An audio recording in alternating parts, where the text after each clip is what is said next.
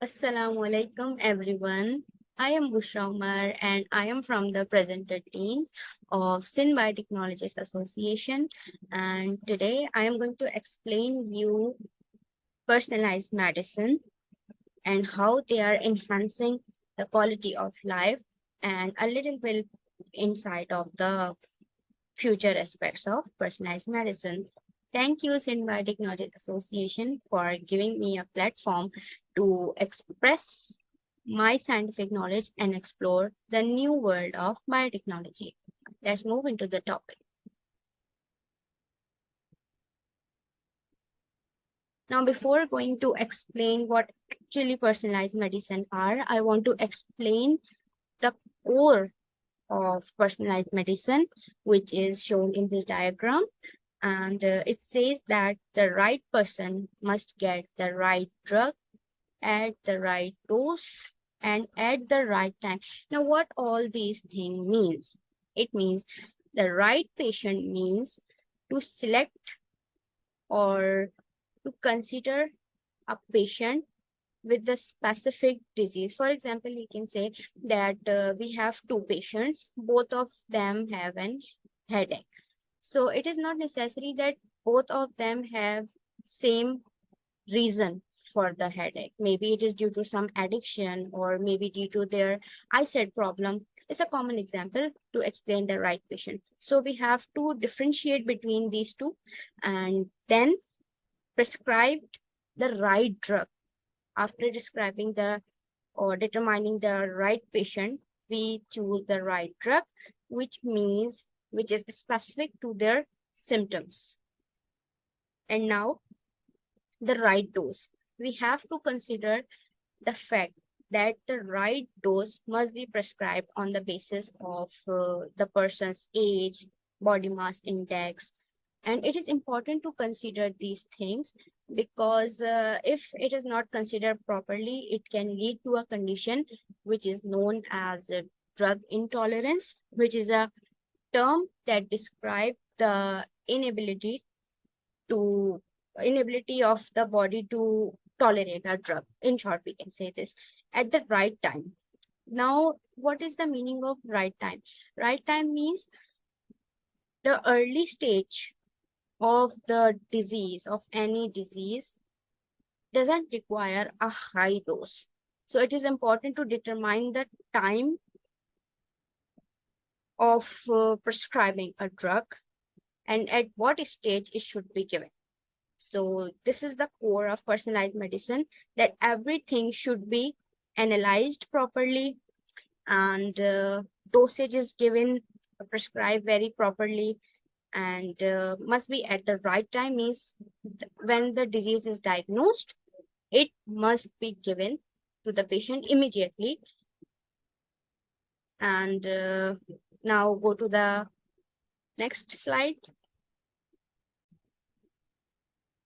So now here is the main context of the presentation, which is what are personalized medicine. Basically, these are the medicines considered as modern pharmacological approaches, right? And they are given to a patient on the basis of their gene expression, mean how their certain genes work inside their body, their lifestyle, like how they live, where they live, what kind of food they are consuming, personal and environmental circumstances, means whether they are surviving in cold environments, hot environments, or moderate environments. So personalized medicine consider all these facts and then they help the patient to recover from a certain kind of disease. And here I mentioned a word, one for all. This is an old approach which is used for prescribing a drug. And it means that to give the same drug to all the patients having the same symptoms without realizing that the symptoms, although are similar, but there can be a different reason behind these symptoms. So one for all approach means give the same medicine to all the patients showing the same symptoms. So here I mentioned certain definitions regarding the personalized medicine, pharmacokinetics, pharmacodynamics, and both of these combine to form the basics of pharmacogenomics. Pharmacokinetics, as I mentioned, is study of differences in drug metabolism, that how a drug is working in different individuals. So it is important to study this thing when we are prescribing the personalized medicine. Pharmacodynamics means physiological drug response, means how that drug is going to respond inside the body against a certain kind of disease. And now both of these combine to form pharmacogenomics, and which means that pharmaco means the pharmacological or drug related studies, and genomics means how they are related to the genes and the expression of genes inside our body. So it is important to consider the genetic expression, the genetic makeup of a person to prescribe a personalized medicine to them. And here also I mentioned a point which says that based on patient's individual genetic expression, biomarkers and DNA microarrays can help detect the best medication for the patient. Now these two things, biomarkers and DNA microarrays, are also important in prescribing a drug. What are these things? These are genetic expression means, as I discussed earlier, that how certain genes work inside a person's body, and the biomarkers are, we can say, used as an indicator that how a certain gene is expressed. And the DNA microarrays are similar to that, but they are used for large number of sample, where we study that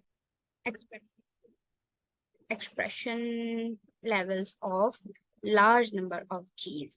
And one thing I want to mention, that is the term pharmacogenomics is the critical area in personalized medicine, as it analyze and utilize the information we derive from DNA and RNA analysis, and it is also used to prescribe the right dosage to the right patient. So this is the brief introduction of a personalized medicine. Now we are moving towards the aims and how personalized medicine work, and let's study about this. So the aims of personalized medicine, we can say that it is divided into 4P approach, which is prediction of the disease, precise diagnosis of that disease, personalized and targeted intervention, and participatory role of and for the patients. So what does that mean? So what all these P's mean? Prediction of a disease. Prediction is made on the basis of studying the genomic expression of each person. And the next P is precise diagnosis, which is,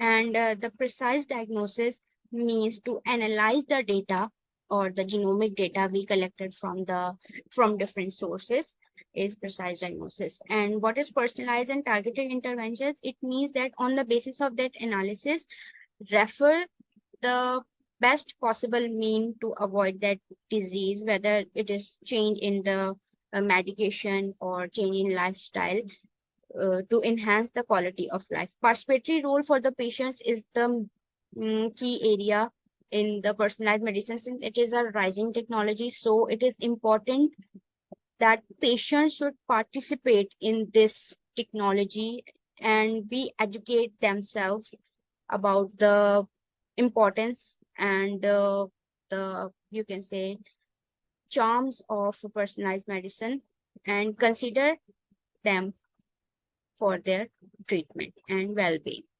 So these are the aims of personalized medicines. And now we are going to study that how personalized medicines work. And I mentioned as an example of colon cancer.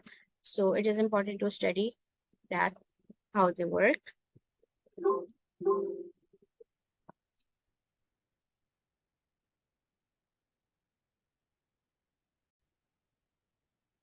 This is showing the pathway of personalized medicine. First of all, the person's cell is being analyzed, and the data within it, like the genomic data present inside the cell, is analyzed. As you see in the diagram, that patient are examined and analyzed, means their genetic testing is done. And then, as you see in the second diagram, which is the biomarker diagnostics, you see that there is a difference between each cell of each patient. Like here, you can see the first cell, which is orange in color. You can see two pairs of certain kind of genes, you can say. And in the second, which is in blue, you can see a large set of different genes. And in the third set, you see four pair of certain kind of genes. So this is the basis which biomarker recognize, and according to that set of genes, we prescribe the medicine or the proper medicine to a person. And you can notice that all of these patients belong to the category of colon cancer, and but we prescribe the drug according to the biomarkers or the set of genes these individuals have. And then after analyzing the biomarkers and the set of genes inside these people, we examine and determine which drug is best suitable for them. And then we can see that as according to the specific genetic makeup each individual carry, they give positive results. And this is the beauty of personalized medicines, that they give results when they are examined or analyzed by the help of a proper biomarker. And this biomarker analysis help to prescribe a proper personalized medicine. So this is the overview of working of biomedicine. So now here's a difference between personalized medicine and precision medicines. Both the terms are chips of the same brick, but there is a certain difference between the two, which is both of these involve the use of biomarkers. But in precision medicine, doctor analyze the genetic makeup of a certain group of people showing similar symptoms and share a similar disease. And then the drug prescribed to that group of people. While in personalized medicine, the doctor prescribe a drug based on an individual's genetic makeup. So there's a little bit difference between that. Personalized medicine is given to individual patient, and the precision medicine is given to a group of people belong to a certain specific category of a disease. So as and you can see in the diagram that there is a group of people whose genetic makeup is being analyzed, and drug is given to that group of people. And while in personalized medicine, two people are shown, an individual patient is given the individual drug according to their genetic makeup. So this is the difference between the two. Now consider the example of target therapy, which involve the use of personalized medicine in treating the non-small cell lung cancer. Now, what is non-small cell lung cancer? It is different from the typical lung cancer, and inside NCSLC or non-small cell lung cancer, the size of cancer cells is slightly larger, and it is diagnosed when this lung cancer affect most of the part of the bodies. So that's why it is important to diagnose this type of cancer at early stages, and that's why we are using personalized medicine. And this is the fact that we use personalized medicine for the diagnosis of cancer, because cancer is spread very fast in the body.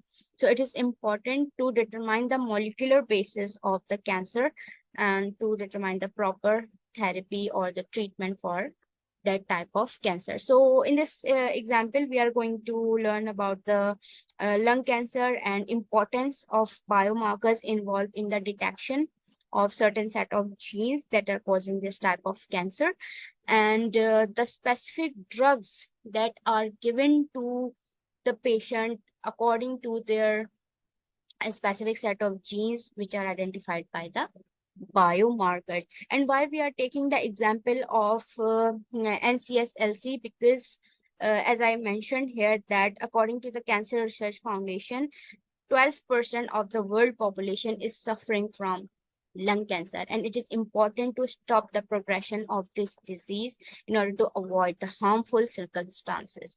Now let's study that what kind of biomarkers are involved and what kind of drugs are used.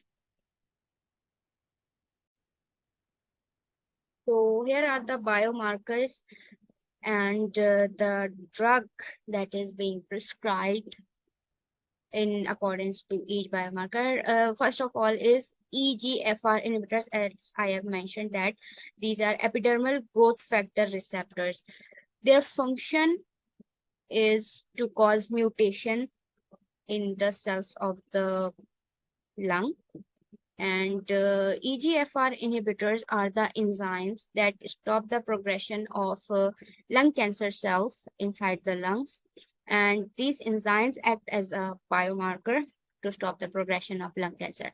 And the specific drug that is given in this case is afatinib or Gilodrif. And the dosage must be considered according to the age and body mass index. This is the necessary thing to be done. Okay, the second biomarker is ALK, anaplastic lymphoma kinase inhibitors. And what are they? These are the biomarkers which are, you can say, a protein used for the progression or growth of the cancer cells. And ALK inhibitors are the enzymes that act on these proteins to stop their growth and stop the progression of lung cancer, non-small lung cancer. And the drug that is specifically used is alectinib or Alexansa, right? And the third one, NTRK, is neurotrophic tyrosine receptor kinase. This is a rare biomarker that is used for the detection of non-small cell lung cancer. And what is this? This is the NTRK is involved in the normal functioning of the cell, and it works in the healthy tissues. Now, what is NTRK fusion? NTRK fusion is a kind of abnormal state or abnormal working of the NTRK, and the folds that occur within the NTRK cause it to be a mutated signaling protein, and that mutation act as a this fusion actually act as a biomarker for the indication of non-small cell cancer. And by identifying this biomarker, the specific drugs that are used, entrectinib or Rozaldric, and all of these are involved as a whole in the progression of non-small cell lung cancer. Now, we have studied about the importance of biomarkers, the actual definition of the personalized medicine. Now, here arises a question that why to choose personalized medication over traditional medication? So, there are a number of advantages that make people choose the personalized medicine, which involve increased efficiency and reduced cost of target and lead discovery, which means that reduced cost means when personalized medicine is about to be prescribed, the proper genetic makeup of a person is analyzed, and this analysis prescribe a specific drug to that patient, which reduce the cost, means they have to take the medicine for only specific periods of time or for specific doses, right? And next is reduced timelines and cost of clinical trials. Since this is one-time analysis. The patient doesn't need to be analyzed again and again to get a drug. So, and a drug is prepared for one time and it is approved very soon. Now, emergence of new gene target for drug discovery. This is the basis of discovery of different biomarkers and higher probability of desired outcome with the drug. Since the drugs are personalized, so there are more chances of getting the you can say desired results or quick results, which are important for a speedy recovery. And next is preventive strategies. Now, a drug is being prescribed, so the physician also prescribes certain set of uh, preventions to the patient to avoid the future disease or future risk of that particular disease. Focus therapies is based on individual genetic makeup, and this also help to reduce the chances and progression of that disease. Now look at the dark side of personalized medicine, which are data privacy, cost and accessibility, education on new treatments, and ethical concerns. Now, basically, data privacy means there is a large amount of data that is being stored in the form of electronic health records, and there are chances of misuse of that data. So this is a main challenge of personalized medicine. Cost and accessibility, basically this challenge is for the underdeveloped countries because they are not wealthy enough to offer or to gain an insight of their genetic information and then get the personalized medicine. So this is an issue inside such kind of countries. And the third one is education on new treatments. Mostly people are not aware of the modern technologies, and there is a need to educate them on what is necessary for them and what is useful for them. So this is also a challenging and quite distress causing factor in prescribing a personalized medicine. And ethical concerns, obviously, to avoid the misuse of person's genetic information is the main ethical concern and can be a challenge for prescribing a personalized medicine. So all these factors must be considered before prescribing a personalized medicine. So this is the result of a study that is being conducted in United States of America, analyzing the market of personalized medicine, and it shows a good progress. As you can see that in 2020, the turnover of personalized medicine market is $1.9 billion, and then it eventually rises, and it just predicted that by 2030, the turnover will be $5.7 billion.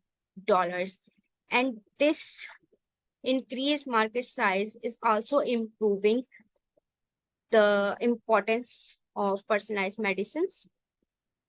And we can say that there is a good future of personalized medicines, right? So here I am going to explain the future of personalized medicine.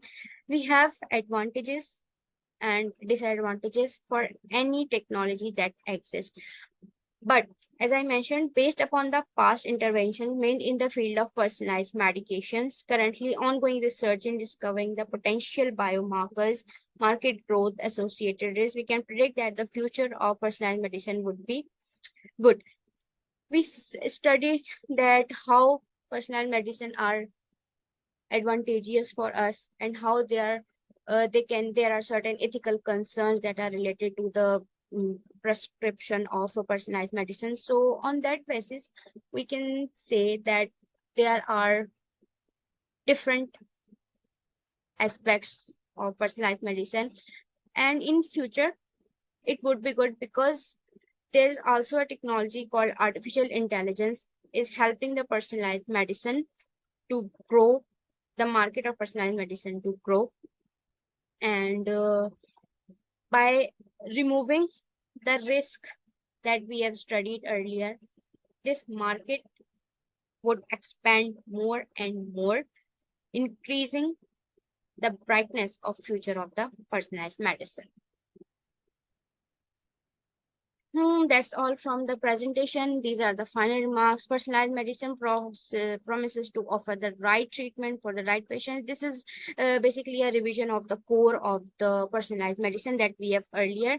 And with this advancement, not only a individual life is enhanced, but also the field or the market of pharmacology will be going to revolutionized, and industries would getting benefit, the new business ideas would get benefit from this, and there would be a chance of good researches in the field of personalized medicine, which will help the people to enhance their life quality and sustain their good health.